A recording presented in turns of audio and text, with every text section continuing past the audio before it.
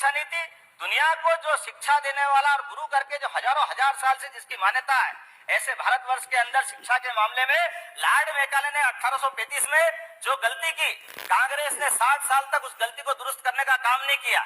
हमें इस बात की प्रसन्नता है, यशस्वी प्रधानमंत्री मोदी ने नई शिक्षा नीति लागू करके हमारी देश की संस्कृति से जोड़ करके शिक्षा को जीवन के सर्वांगीण विकास के साथ जोड़ने का प्रयास किया। और मुझे इस बात का गर्व है, मध्य प्रदेश के सीमित संसाधन के बावजूद भी नई शिक्षा नीति दुनिया में अगर लागू की है तो सबसे पहले मध्य प्रदेश सरकार ने लागू की है।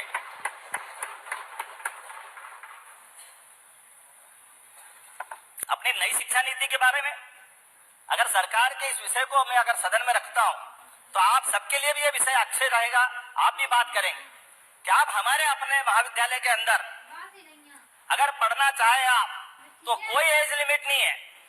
पोता, पिताजी, दादाजी, जिनको एडमिशन लेना वो सब एडमिशन ले सकते हैं, कोई बंधन नहीं है। एक आदमी 2 डिग्री लेना चाहे 2 डिग्री ले सकता है, कोई बंधन नहीं। हमारे कोर्स की डिजाइन भी बीए, बीकॉम, बीएससी से बदल करके कोई साइंस का व्यक्ति इच्छा रखे कि मैं एक आर्ट्स का सब्जेक्ट पढ़ना चाहता हूं तो वो आर्ट्स का पढ़ सकता है। और ऐसे कई प्रकार के कोर्स, जिन कोर्स के बलबूते पर हमको अपने जीवन के मार्ग तय करना, जीवन की दिशा तय करना, वो हम कर सकते हैं। ऐसे सारे विषयों को लेकर नई शिक्षा नीति बहुत बड़ा रोल अदा कर रही। इस नई शिक्षा नीति को मामले को लेकर के कभी मौका पड़ेगा अध्यक्ष महोदय तो आप एक विशेष सत्र बुलाएं और अपन इस पे खुल करके चर्चा करें, क्योंकि नई शिक्षा नीति के क्रमशः 3रे वर्ष में हमने प्रवेश किया और अंतिम वर्ष में प्रवेश करते करते ऐसे फालतू के कई बंधन हम खत्म करेंगे, जिन बंधन के आधार पर केवल कागज की डिग्री लेने के लिए विद्यार्थी प्रेरित होते थे।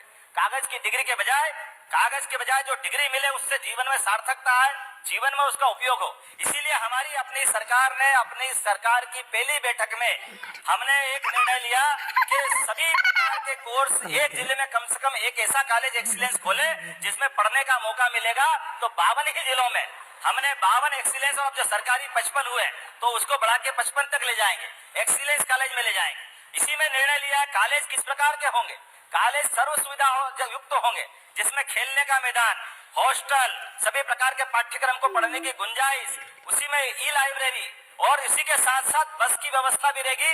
20 किलोमीटर के रेडियस में जाकर के बच्चों को अपने ही महाविद्यालय में आने के लिए किसी और पर निर्भर नहीं रहना पड़ेगा। हमने इसी में दूसरी व्यवस्था की, डिजी लॉकर की। हमारे बच्चे जो अपनी मार्कशीट को, स्थानांतरण सर्टिफिकेट को लिए घूमते थे, अब डिजी लॉकर के माध्यम से मध्य प्रदेश देश का ऐसा पहला राज्य बना है जिसको कोई पत्र अलग से कोई पेपर ले जा करके ले जाने की जरूरत नहीं। वो सारी की सारी सुविधाएं वो सबके लिए उपलब्ध रहेगी।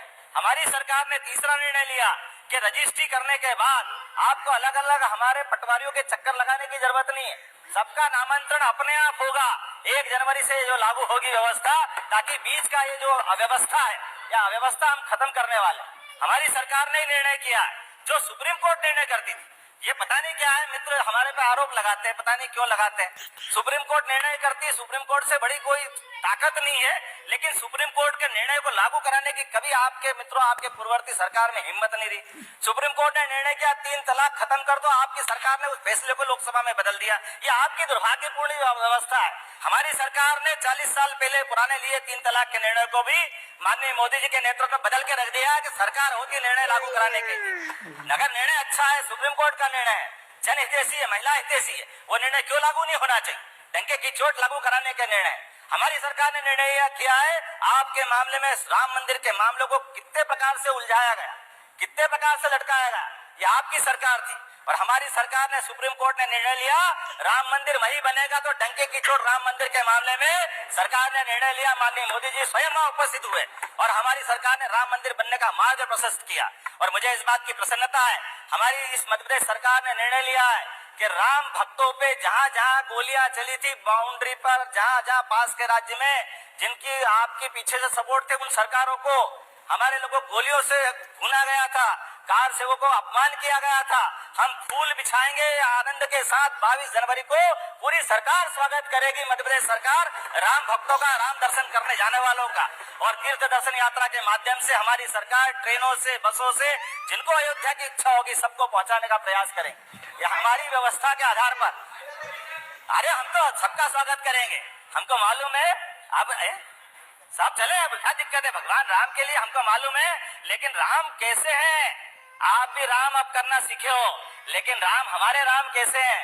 आप बताओ, कोई ऐसा शासक हो सकता है क्या जिसके केवल नाम में, नाम तो केवल राम है, लेकिन राम कहाँ कहाँ कैसे कैसे दिखाई देते? राम हमारे दिखाई देते, हम राम राम तो हमको लगता अभिवादन कर रहे हैं, अपना जय सिया राम आनंद में आ जाते हैं। आराम सोने भी जाए तो राम के पास, विश्राम तो राम। और आप राम नाम सत्य करने वाले कोर्ट में सर्टिफिकेट देते थे कि राम का अस्तित्व कहाँ है, राम जी कहाँ है? कपिल सिब्बल का आज भी एफिडेविट इस बात के लिए लज्जित करता है कि आपने प्रभु श्री राम पे प्रश्न उठाए थे, आज आप उनकी बात करते कि हाँ हमारे भी राम है। अरे तुम्हारे